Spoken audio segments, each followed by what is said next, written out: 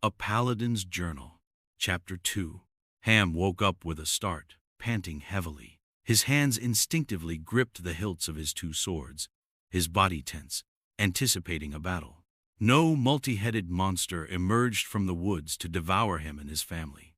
As he slowly took in his surroundings, he realized where he was, and the terror began to lessen. Just a dream, he thought to himself, slumping back into the driver's seat of his carriage, perhaps a bit too forcefully. His grip on the weapons relaxed. He was in Strixengard, standing in the middle of a bustling food market, waiting for the runners he had sent to return with supplies for Chimney Combe, their new home. It had been a while since Ham had such dreams, and the fact that he was having one now agitated him to no end. He had spent over a decade training his body and mind to prevent such lapses, so that when the time came and he faced the monster again, he would not waver. Yet, as he looked down at his gauntleted hands, he found them shaking. He tightened his fists, trying to force his nerves into submission. Sukhoi was 16 years in the past now, and miles away, deep within the grove of Elger. "Hey, Lester!" Ham shouted as he jumped down from his seat, prompting a young human to hastily emerge from the back of the carriage. "Take care of the carriage. I'm going for a walk." "Oh, all right, sir," he replied in his timid voice, awkwardly snapping to attention. This forced Ham to crack a smile, and he shook his head. "Relax, it's not an army, and I'm not your commander," he said as he approached the young lad, ruffling his already shaggy hair. "Just hang tight and don't let any thieves near the cart until I get back." "Yes, sir," he replied again, sounding more flustered this time than nervous.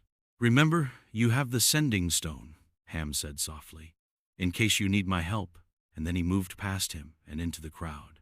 Lester was one of the younger children when Sukhoi was destroyed, and they had to take refuge in the nearby mountains.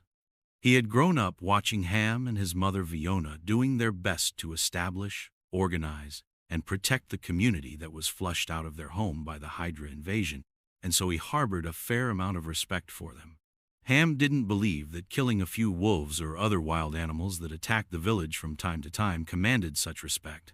The one who truly deserved it had perished with the fall of Sukhoi, and not even his remains were ever recovered.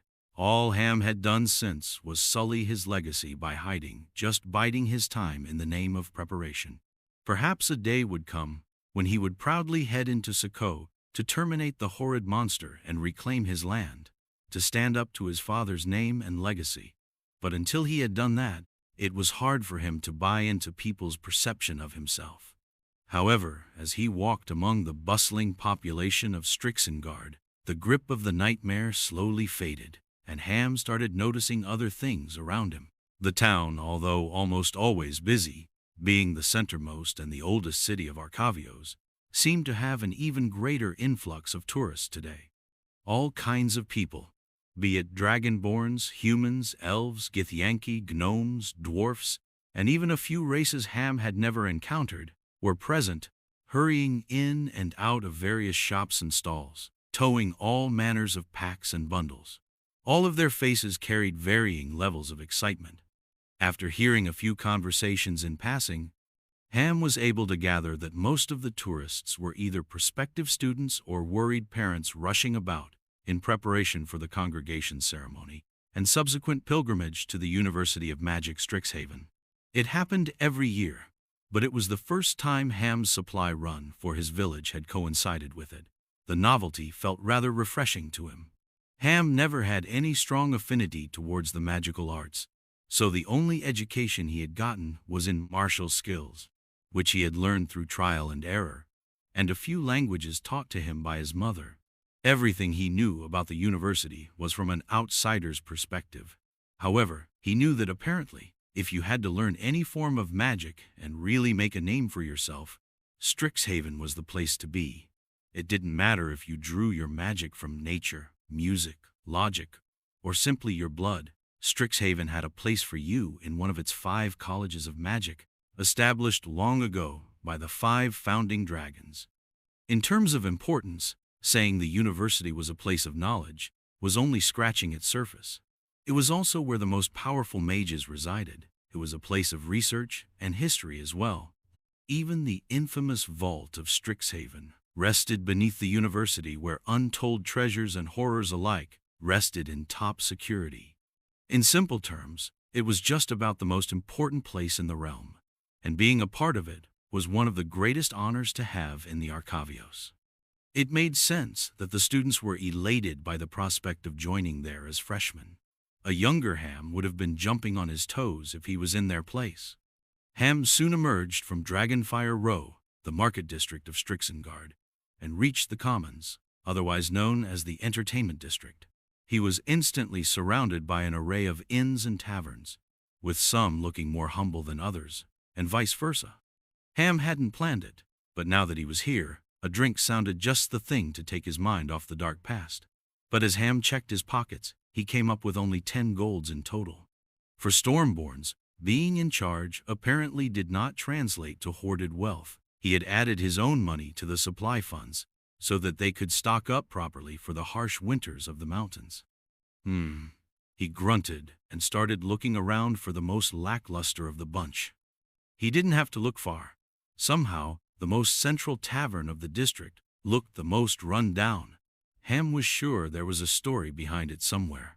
"Bullywug Pissing Pot," Ham read as he made his way toward it.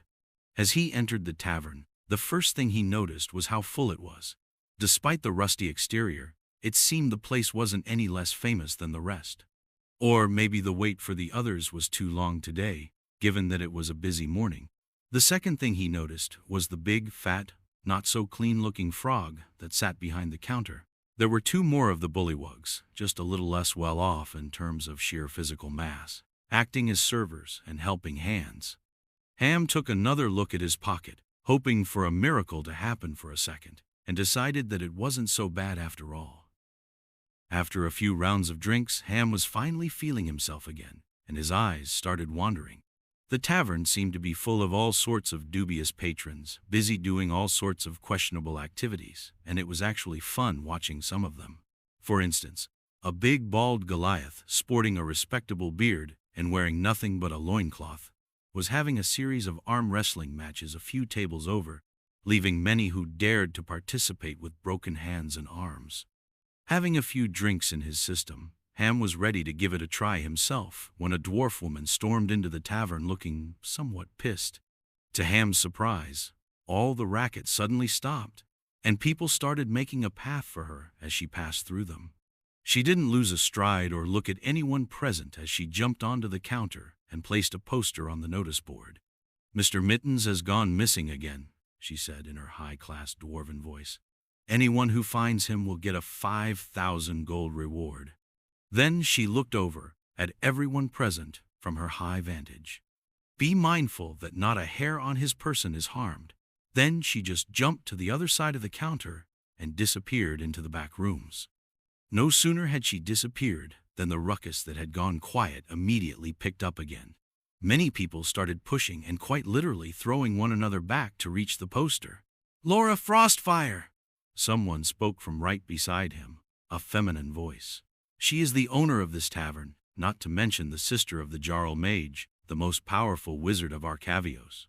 As Ham looked to the side, he saw an armored girl with red hair who was fiddling with a flute. "You looked confused," she said nonchalantly. "I thought I should help." "Thanks. I was indeed wondering who she was. To have that kind of effect on a room full of drunkards," Ham said, smiling as he extended his hand. "Hamend Stormborn, by the way. Raldry Marsk. Nice to meet you. A local?" "Yeah," she replied casually. "Though you don't look like a student." "Oh, I'm not. Most magic I work through is my sword," Ham said, as he looked back at the greatsword sheathed at his back. "Right?"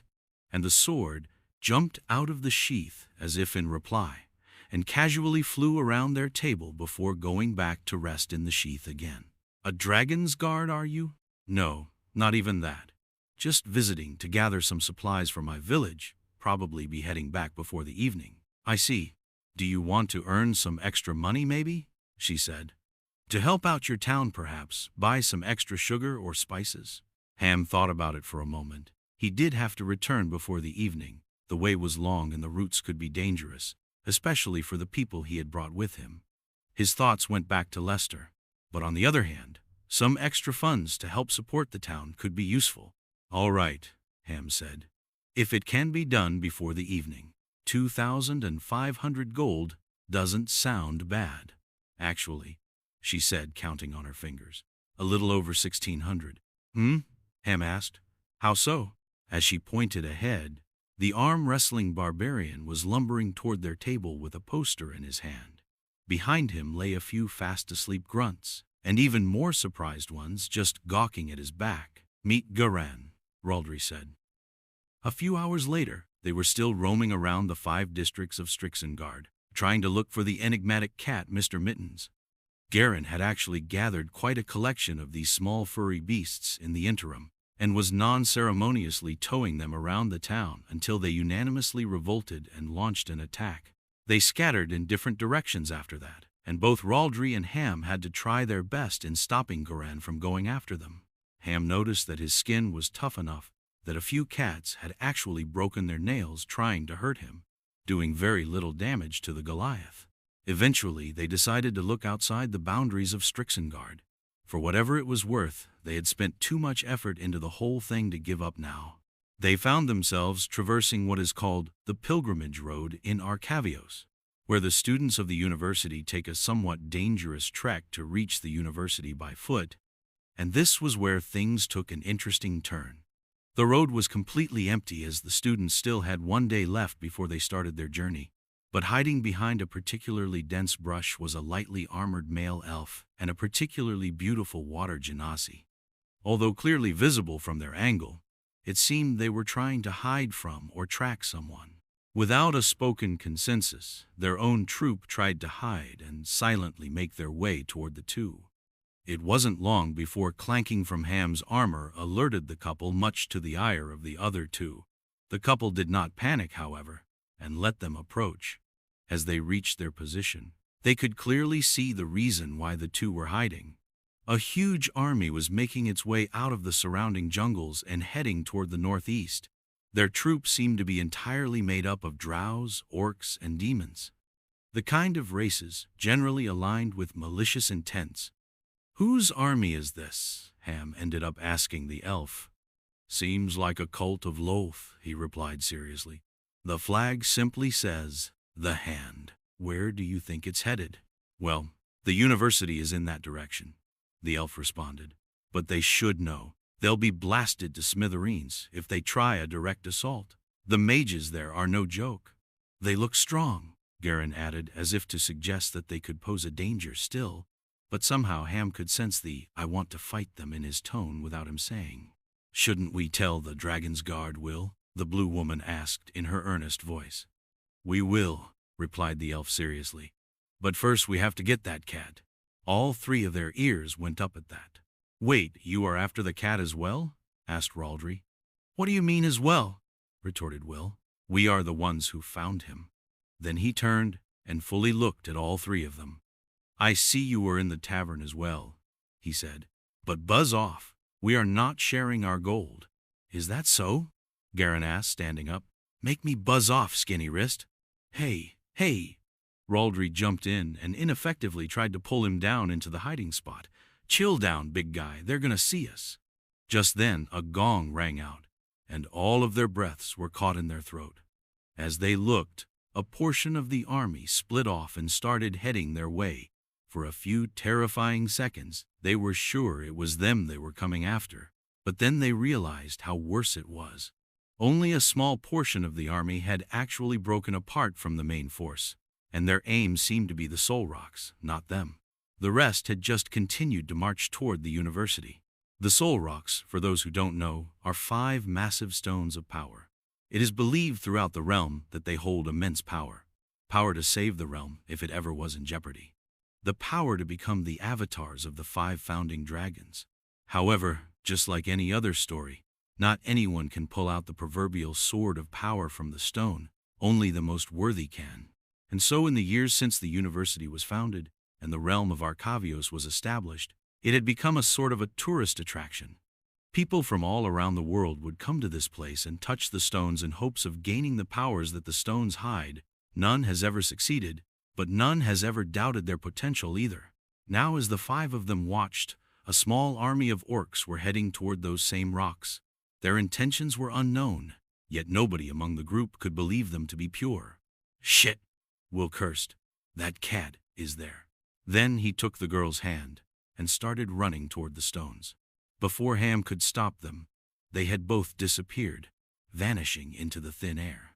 Ham looked at Raldry. "Aren't those stones like, the national heritage or something?" "More than that," she replied. "They are part of the ancient prophecy." "Then we should try to save them," Ham said as he pulled out the larger one of his two swords and threw it into the air where it hung lightly, bobbing up and down. "Let's go!"